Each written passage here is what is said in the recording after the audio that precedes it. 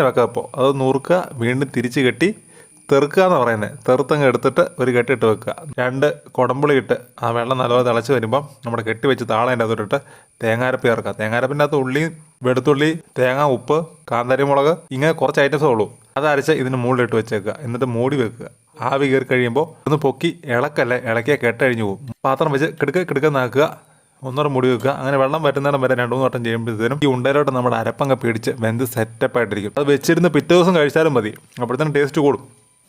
ആറ് കഴിയുമ്പം ഇച്ചിരി പാത്രത്തിൽ ചോറെടുത്ത് അതിൻ്റെ സൈഡിൽ ഒരു മുട്ട പൊരിച്ചതും വെച്ച് താളുതോരനും വെച്ച് ഇച്ചിരി ചമ്മന്തിപ്പൊടിയും കൂടെ ഉണ്ടെങ്കിൽ നടുക്കൊരു ഇച്ചര മോരുചാറ് കുഴച്ച് എല്ലാം കൂടെ കൂട്ടി തിന്ന് നോക്കണം. ഉയ്യോ എൻ്റെ പൊന്നോ.